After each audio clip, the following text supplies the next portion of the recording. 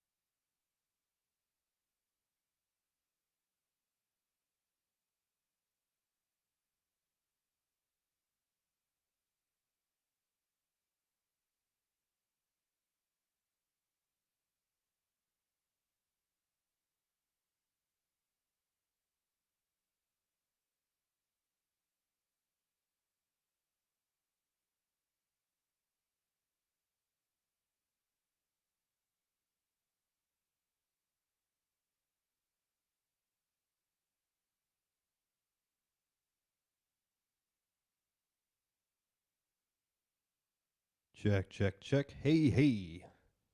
Hey, 1, 2. Check, 1, 2.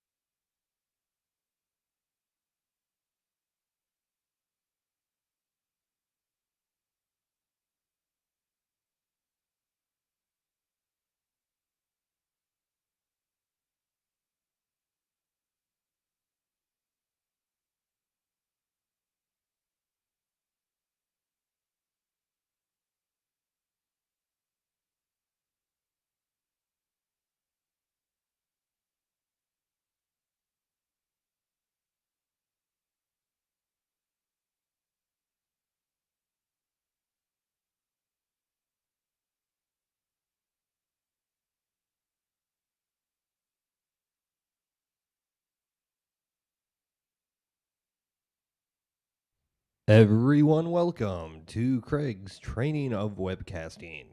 Thank you. Come again.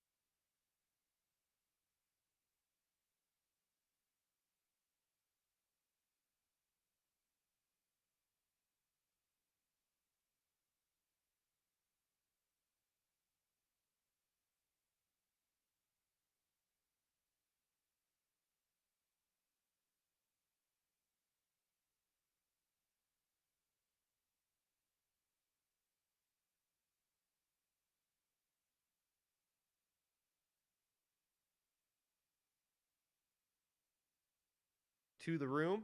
Check, check, check. You'll see me send audio to the computer, the audio interface right next to it. You see the streaming laptop, Vivian? You can see audio come up on there on our interface, and also there should be a little green light blinking on the audio interface. All right. So now if you, and this for your post fade. So when he brings the fader down, right, you'll see it go down. Oh, it should, oh, no, bring it all the way out. Bring it all the way out. Bring it all the way out.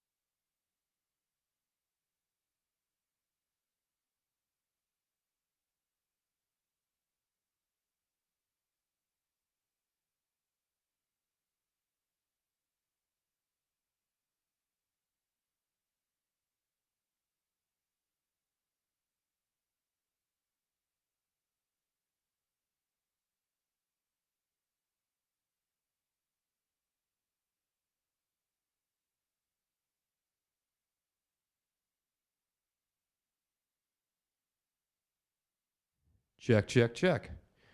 All right. So now, Jim, just so you're aware, on this the last laptop, the PowerPoint laptop, that is something we can view the stream come back on. I have it set up just to view, so we know we're streaming. All right. So on like everything, we're summing all these mics into the inputs in the board. The audio on this one, I feel, in the video on this one is pretty hard too, sending back and forth to the Skype. But the audio on this one is where you have that mix minus in play, where you have post faders on play and stuff like that. So if we walk over to the board here, basically, they're taped down, no. So on that note, so you remember how we set up so here's our outputs, right? We have mono, left, right, and then aux 1, okay? So mono is feeding the room. If we go like this, I go down to the room, but he's still seeing me come up on Skype. He's still seeing me come up over on the other laptop doing so the stream, you can still see me the meter there, and you can still see me over at the Skype laptop going in, right? If I bring down left and right,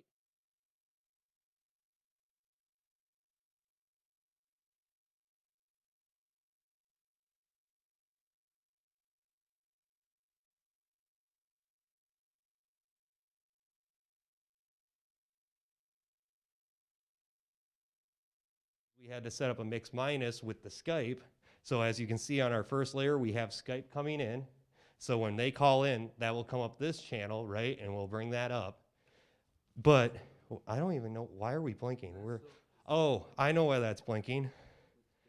So this is looping itself through because it's in monitor mode. And so now it shouldn't be blinking at all. Yep. So on this, there's a little select down in front. You want both lights off. Otherwise, it's hearing itself come back. And that's another way you can get loop back. All right. Mute that thing.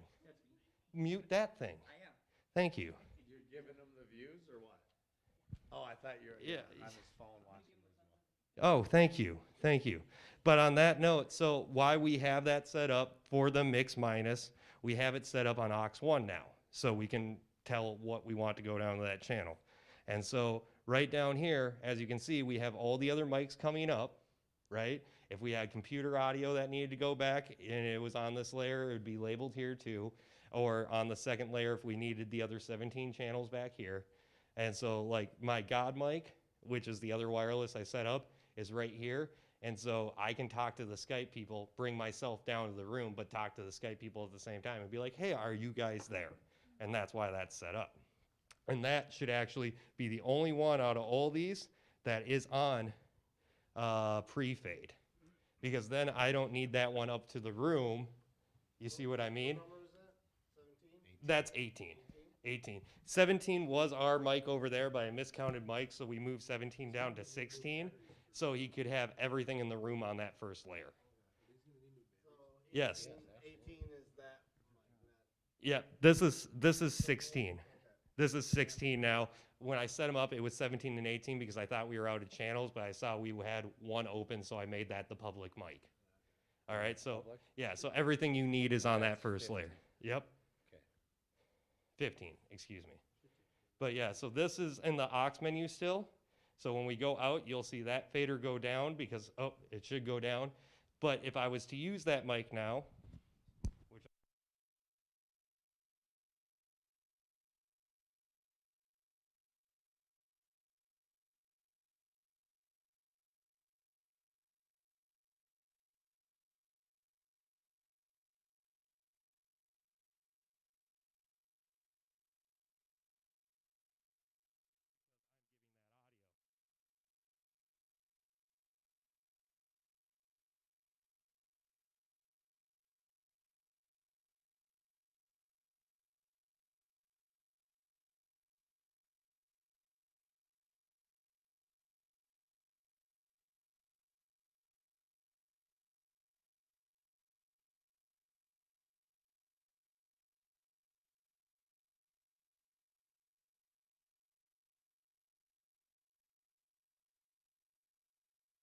So check, check, check. That one is back up now. Now here, over here is just basically video magic. We'll talk about that in a second. We're gonna go over to these guys. All right? Both these guys have a splitter on them because one, the PowerPoint laptop is the only thing going to the projector, right? So basically we're splitting this signal to go into the projector and then into the video switcher. We need it to go to the video switcher because they're going to need to see the PowerPoints on the video, and then we control it with the switcher of what they see. Same with the people on the Zoom. So here we have a DA because we decided to go around SDI to the monitor, and then we have another DA over there. But basically HDMI into here, SDI out around the room, and then SDI back to HDMI to go in the TV, and then he took the HDMI out into the video switcher because that's another thing we'll need on stream. Yep. No, not from the TV, from this laptop. So we're sending the video out here. Now on, yep. Yep. Exactly. No TV to switcher. This is going TV, switcher. It's splitting the signal. All right. So on that note, sorry you confused me there, and I drank a Red Bull at lunch. So this, right, is an HDMI capture device. Same with that one. They come in all different sorts and sizes. I'm ordering a few more of those ones because I like those. And they have a USB type A connection, so most laptops can run them. They will run on a USB 2.0, but you really want them on a USB 3.0. So make sure when you're jacking them into the laptop, you're using the high-speed USB. That's going to be great across the broadcast. So basically, this is sending and receiving video here.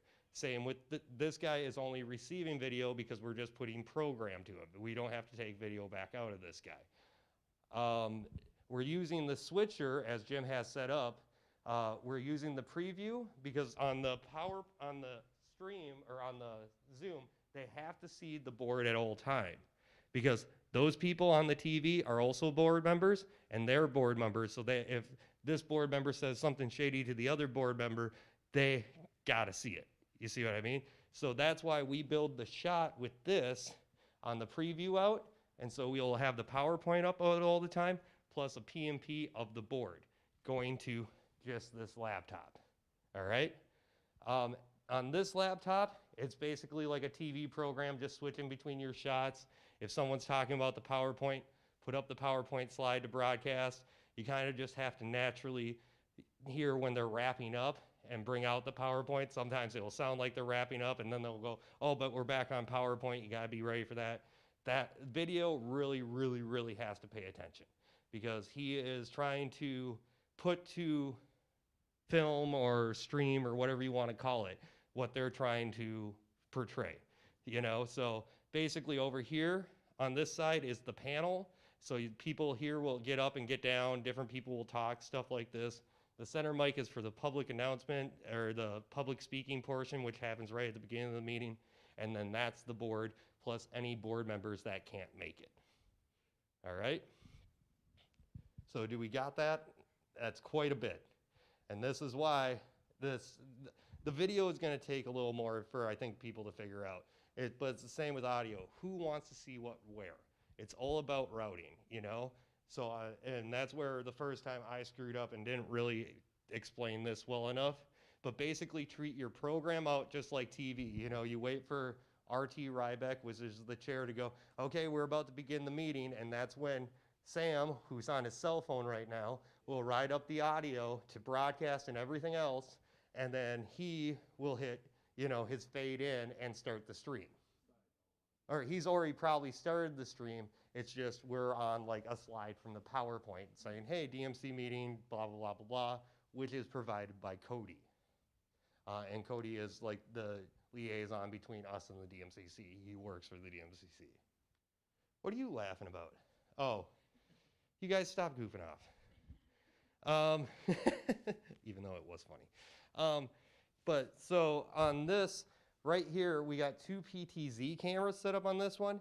So not only do you have to run out power, but you have to run out signal and then control. So there's 3 cables that come in on these guys. So as you can see, we have it has HDMI or SDI, depending on how long your run is. It has the category cable for the control.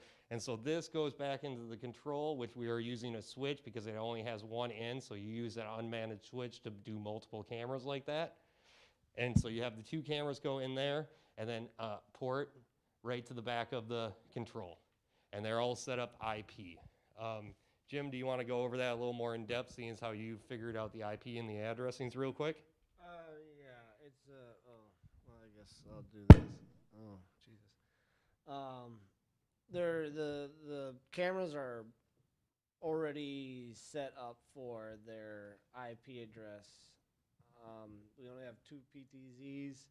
They are labeled camera 1 and camera 2, so they need to go back into those boxes so that they don't get mixed up.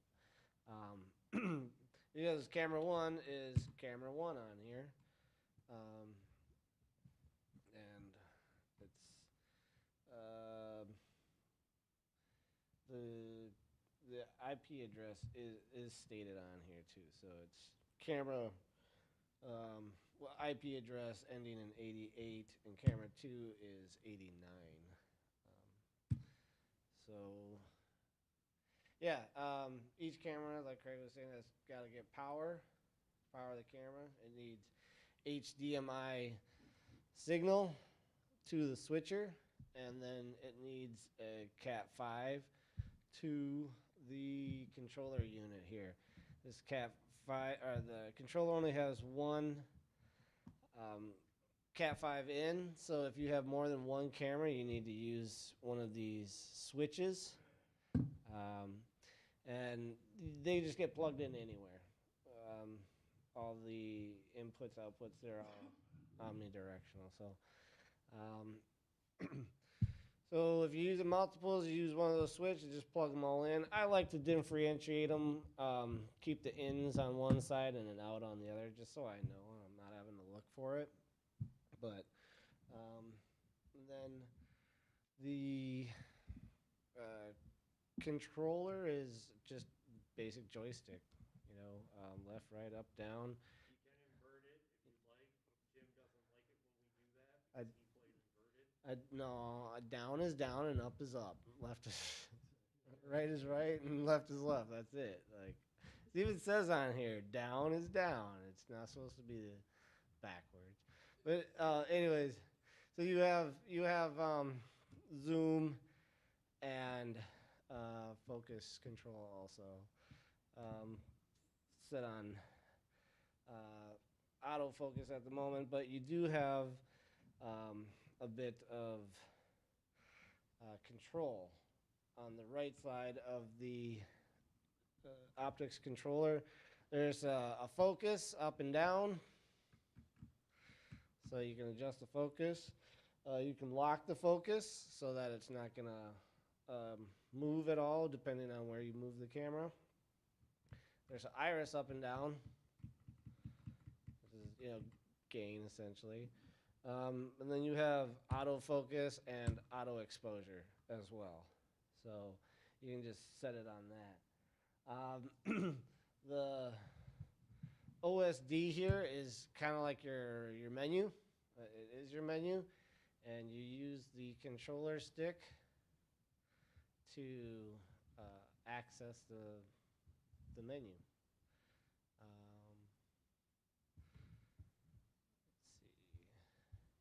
Color on here, if you're trying to set up, if you have multiple cameras and you're trying to set them up, you hit OSD enter, and you can actually set different color temperatures or white balances. It does have an auto white balance mode, so you can set it in that. I don't know, these indoor settings are pretty good. I think, you know, We're not shooting for Hollywood here, so 9 times out of 10, the only time, like I said, I make adjustments is when I get the auto on and I see it at the, like, especially if we're doing IMAG in the room, and because the projectors don't, you know, are not as bright or they, you know, mess with colors, you'll get like the whiteout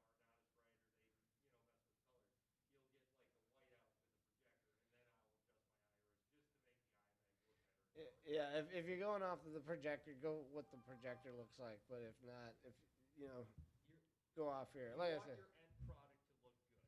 the That's the key. yeah, the you know, you can see the difference in the auto here. It's definitely much hotter versus versus the indoor where it's actually cooler, which makes no sense that you know this which looks you know like bluish would be cooler, but blue is actually a hotter temperature than say this red color. You can see the difference in that wall. It looks kind of blue there, more reddish there. The red color is actually lower, but it looks better that way. Anyways, yeah, that menu is just the OSD, and again, you can go through different setup options. Mainly, it's you know adjusting the color or the exposure right off the controller. You can set the speed. You can set presets on this, so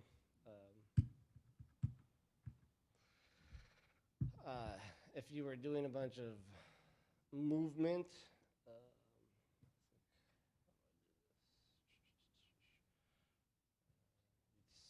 Set a spot and then one.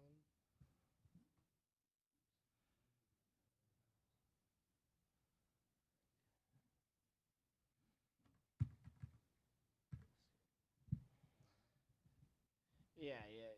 You'd set a preset. You set an area. Set your set. Press 1. Move over to the spot. Set 2, and then you would do a recall for you, and then it would just automatically, you know, make the movement for you. We don't do a lot of that here. A lot of this is just, especially for this one, this camera just gets set up right here and stays. right? They have to have a solid shot on the board. For the camera 2, which you would just select on here, camera 2, and then set up your shot. However, there will be some movement because in this one, you would focus in on the public speaker, right, and auto iris up there. Maybe. A little bit, yeah. The camera 1 stays pretty static because once you frame it up and get everybody in it, they don't move and it has to remain on that. Yep. So that way, when we do, a shot like this,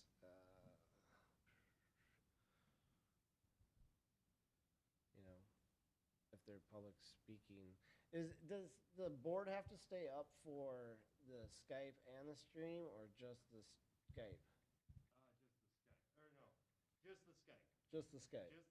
Basically, the people on that end that are coming to us need to see the people on that end at all times, so nothing shady can happen.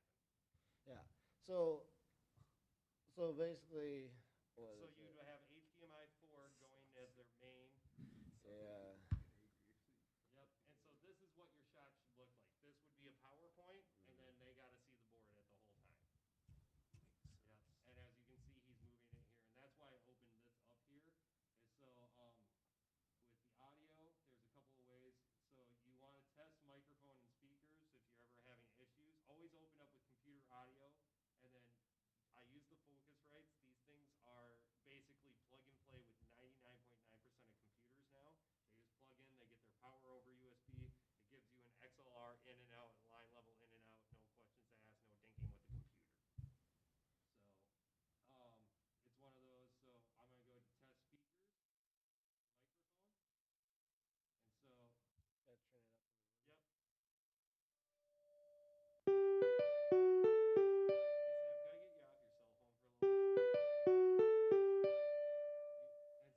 If you were running the show tomorrow.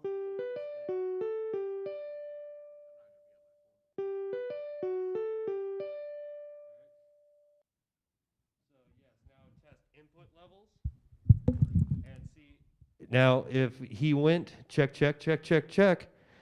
So we're sending the mix down. Why am I hearing myself back?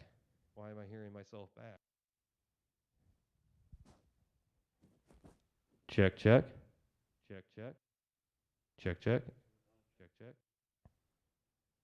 Is it coming down the Skype channel?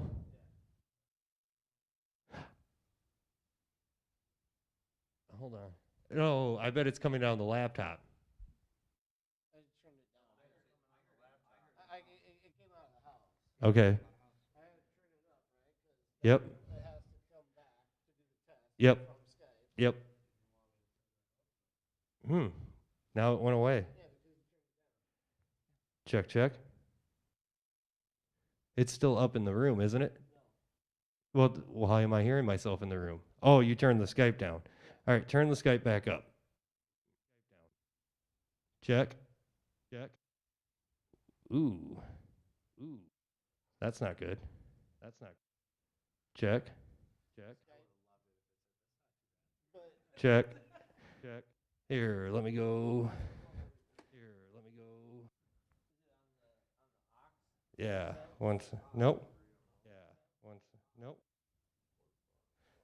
Why am I hearing myself back? Oh, I wonder if it's because it's in test mode and once I get out of test. Check. You see what I mean? So because I had test mode up, it was using my computer audio out to send the test back to me. Now that I closed out of it, it's no longer looping, but we can go down here. Oh, but why am I not seeing audio? Check. Oh, yeah, I'm getting audio. So you can look at your little microphone down there, and it gives you a little meter. You just got to put a lot of audio in it to see it. Otherwise, it's, when most people are talking, they're pretty quiet. But yeah, so because I had the test screen up, that's why I was doing that. All right. So on that note, I also want to show you the Dan Dugan Auto Mix. Do you think you're done there, Jim?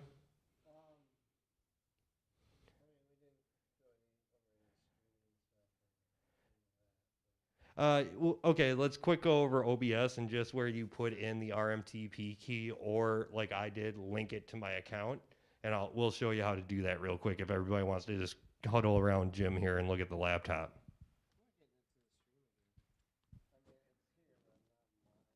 Here. Oh, because the monitor mode, well, first off, it's not plugged in. Oh, Air impedance gap.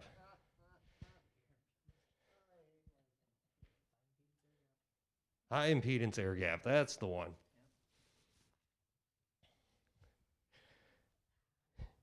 See? It's like me finding out that test mode causes the loop like that.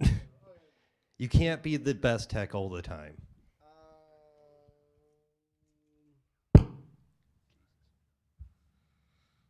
Okay. Streaming.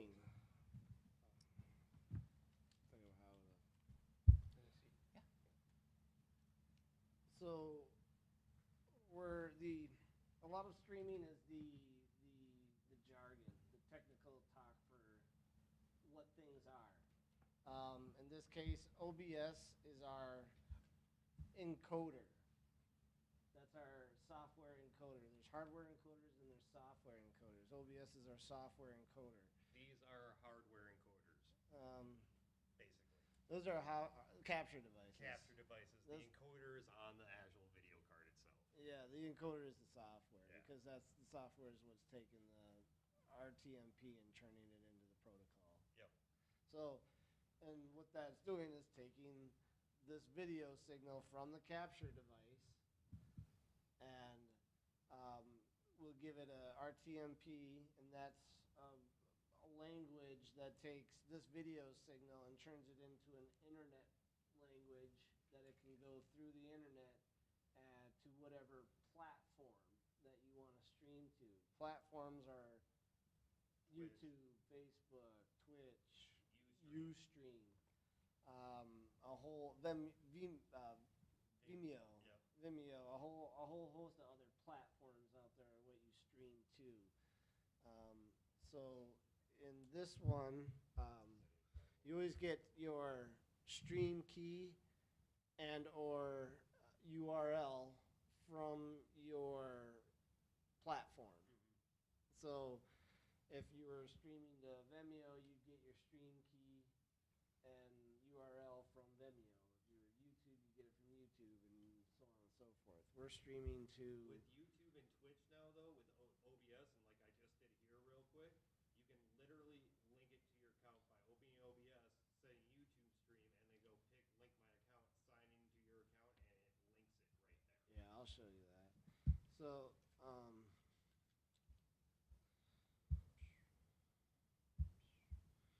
this is Ustream, the IBM platform that we're using. So this one, it takes me a second because I'm not super used to it. Broadcast settings, because we're broadcasting, and then you go to encoder settings and edit settings. So here we go. This is the RTMP URL and the stream key channel key right there, right? So the RTMP URL is the platform that you're going to. That's the website, essentially, that you want to be streaming to. The stream key is like the password or the Your personal key for your account. yeah, your personal key for your account and or that event. Yeah. Events have stream keys and accounts have stream keys. This one has an account. It's a permanent stream key. If you set up an event in YouTube or Vimeo or any of those other ones that we do, it's going to be an event stream key. And that's where you would get the key from, or the URL. So we've entered this. I've already done this part. So you would copy this, and you go back over to OBS, and then enter into your settings, and to stream. So, Craig already did, he linked his account to it, but, You can go ahead, just don't save the settings and you won't kill the stream. I don't think we can switch it. Can we? No, Can't. we can't. All right, so, So- go ahead and kill the stream then. It's all right. I mean, Okay. I think it'd be self-explanatory enough that service is your RTMP Yep. Address. that's Like the YouTube that's the Live or- URL. That's your platform that you're going to. Yep. Yep. So back here, URL. Copy this URL because that's the Ustream URL. Come over here, put it into the service, and then go back over here to your platform. Pick up copy the stream key, and go over here and plug it into where it says stream key, and then you would hit OK. You're talking computer copy, not pen to paper copy. Yeah. Yeah. You can literally just copy Copy it. it. So Right click. Right. I copy, always come tell back the out. client to Right. make sure they have. A good habit to do when you do the stream key, especially, is just look at the last 4 digits and make sure that they're the same. Yep. Yeah, and so It'll give you how a- we set this up usually is like either I get the information beforehand with Ustream and have it loaded, that's why we have a setup day for this, or we make sure the client has it provided when day of setup. All right. So that's when we get the stream key generated. Yeah. Usually on here, since Craig already linked his account, it won't show you it, but you would have, stream key and the ability to show, and then you would just hit show and it'll show you it. If you bring it down, it won't do that. Oh no, because we're locked out because we're streaming right now. Okay, so,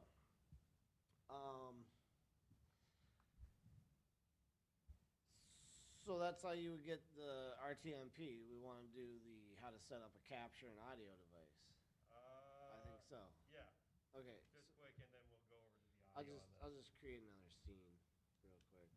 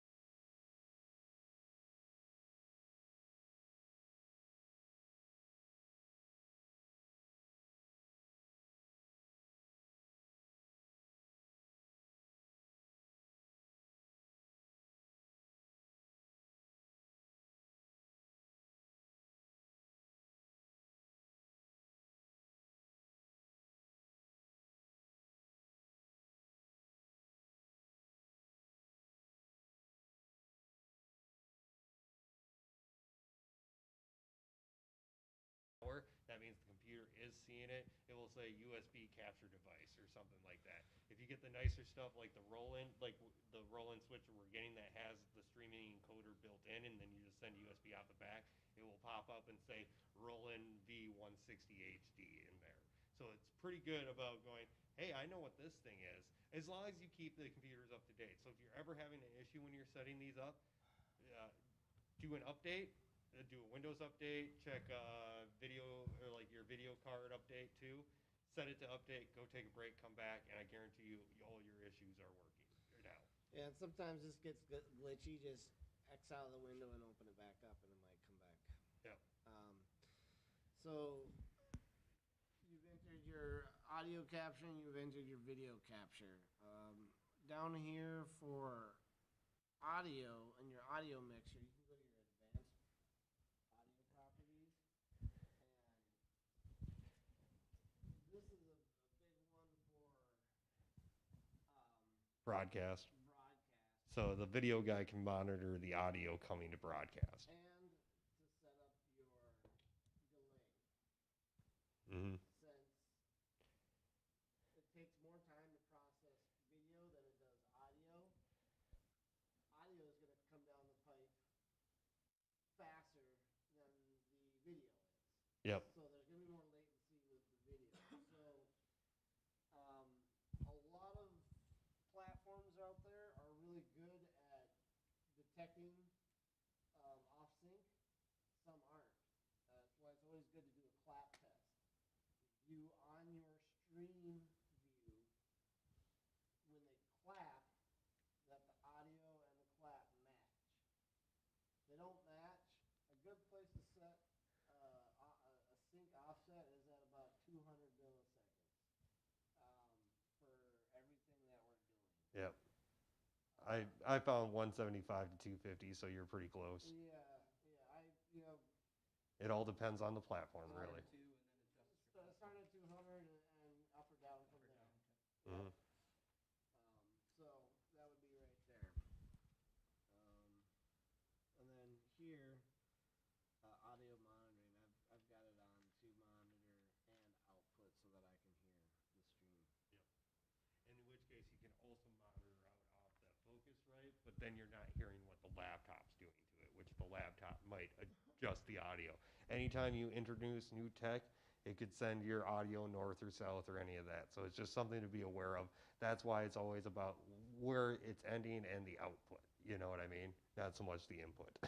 Once you have your RTMP all set and you have your audio and video all looks good, you go over to controls and hit start streaming. And you should be able to go back to your platform and see that you are live. You should be able to see it. Typical delay is going to run anywhere from 10. 8 to 12 seconds. I've had it up to 15 before. Oh, I've had 20-second delays. Yeah. So don't be surprised if you go live stream and you don't see it for a good half a minute. You know what I mean? If you don't see it after half a minute, though, you have another issue. All right? So. So there's other little tricks and tips you can learn, but that's just play with it, figure it out, watch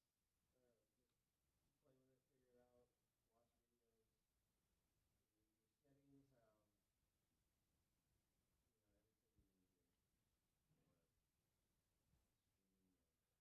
Another one too. Is the global audio devices in your first auxiliary audio. Sometimes you might not, your computer might not see your audio interface and you'll be able to find it here instead of in the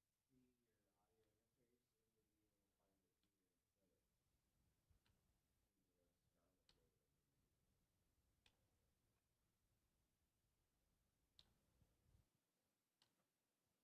All right. That's about it. Cool. Now, I want to show you something I didn't go over in the other room because we did graphic EQs. This already had the Dan Dugan set up. I love the Dan Dugan mix because it does the heavy lifting of moving the faders for us. Right now, all we got up is the Skype and the public microphone that I'm using here. And so think of audio, and this is why overhead speakers and doing microphone like this are not a good idea, because it's like we have a bunch of open wells that are this big, but then we add them all together. Now the well is this big, pointing audio right back at them. Sounds like a feedback nightmare. Sounds like you do a bunch of EQing, but that's not the case. We turned on the Dan Dugan in 16 channel mode. So I went to the GEQ mount, right? And instead of picking GEQ, the 31 band or the 15 band or the 8 band, I picked the 16 channel auto mixer. That's going to knock out all of our graphics because of processing. This guy has a limitation of processing power. So on that note though, what we do is then you select channel 1 and put that into the auto mix, hit plus, GEQ1B is channel 2, 3, 4, 5, 6. We have up to 16 channels of auto mixing without buying an expansion card for these guys, which is about another $1,000. But on that note, I've already done all that work, and as you can see, channel 1 comes in, channel 1 goes out. That's the idea of like inserts on the old board. That's how you used to patch them in and out, in and out. And if you wanted multiple things on that insert, you'd basically patch that insert into the next insert, into the next insert, then back into the board. But on that note, so if we bring all the microphones up, and as you can see, they're all having audio because they're hearing the mic slightly come back to them. But as we bring them all up, right, what will happen is now I'll stop talking, and we'll talk around this, and you'll see it pick up other microphones. But as you can see, since I'm closest to that microphone, which is the last one we have in, it's pushing the most gain. This is what's called gain sharing.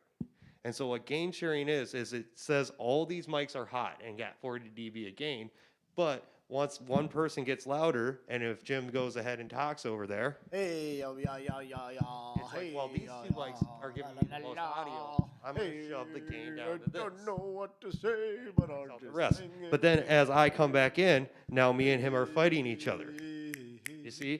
But it's basically doing what you would do before we had this guy. You'd have to sit here and Excuse me, ride I have a faders, question. ride faders. I have a Here, it's doing it, and I don't like auto mixers. I I have a absolutely question. hate them. The auto mixers that they have on these rooms that are on the mic in, that's why after we're at 2 mics, I say put a mixer in, because the auto mixer, you can hear it fighting each other. Here, Dan Dugan, I don't know what he's done or how the algorithm works or how the magic really works, but Dan Dugan has really figured this stuff out. That's why anything stamped with Dan Dugan on it, I go, no, that's a fine, it works. I don't know why, but it does. It's the happy button. That's how we can have 15 mics open, because if we stopped all this and muted all these, or not muted, but stopped making them, just bypassed them, and then we started bringing this up, this up, this up, this up, at some point we would get feedback, right?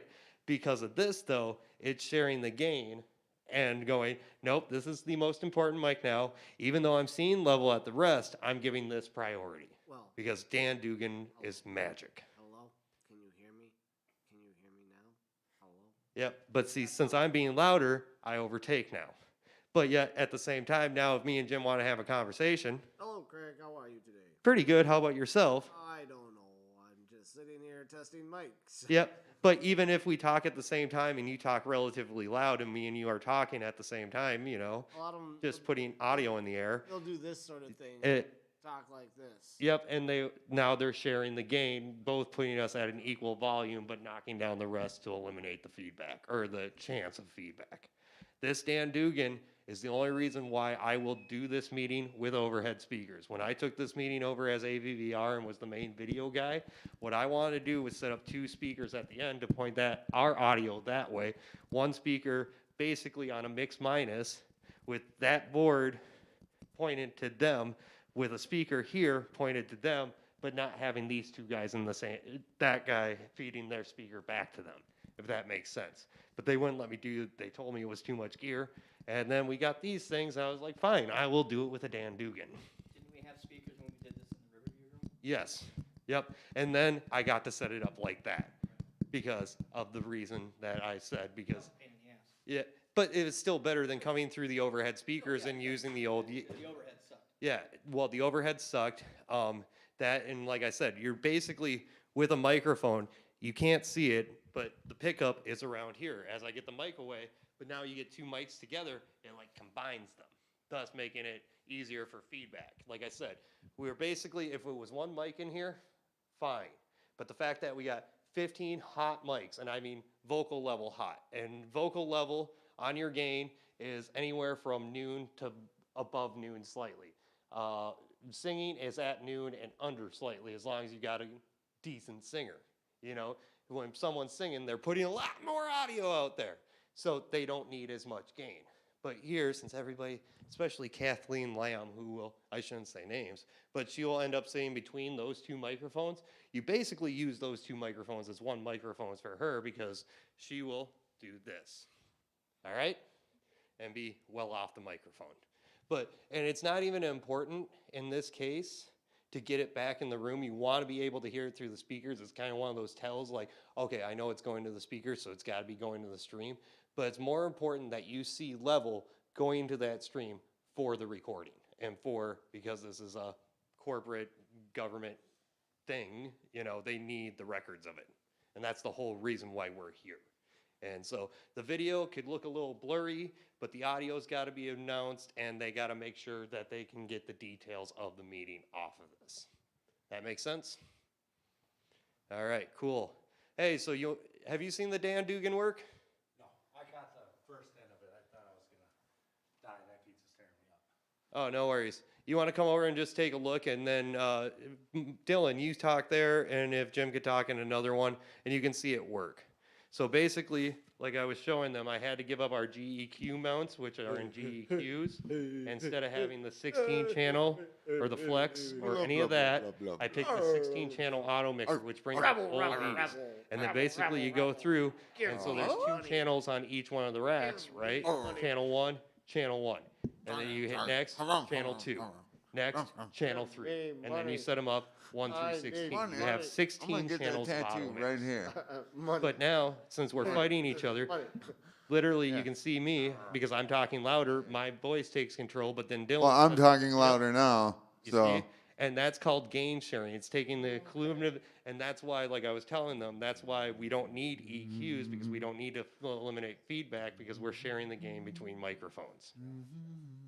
All right? And So Dan Dugan's a If the wizard. common public knew that, they could really use Check. these panels to their favor. Check 1, 2. Yes and no. Then all you'd have to do to interrupt somebody Check, is check, just, check. hey, talk a little. Well, no, and that's the thing, is if you want to really interrupt somebody, you know, you just, I'm talking you amongst the common Check 1, 2.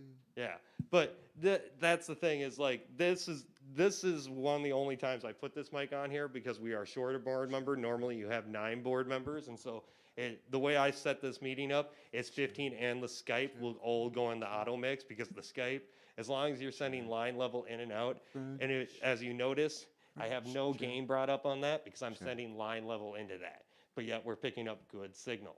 That's the whole idea of knowing difference between line and mic level. Now, if I was sending a mic, there's a little switch down below for a mic, and then you turn the gain to attenuate the mic to get the proper amount of gain. But when you're sending line level into line level, your gain should always be turned all the way down. All right? So, yeah, but that Dan Dugan's cool stuff. Do you have to put it on pre or post every time you set it up? No, I thought there was. nope, the only thing I set up pre or post, because you don't, When you put the Dan Dugan on. no, all you do is you do the GEQ mount, so you do that So to if pick, I take it off, if we go back to, yep, and then we might get some feedback. that'll be all right. Yep, go, yep, see, that's what happens when you don't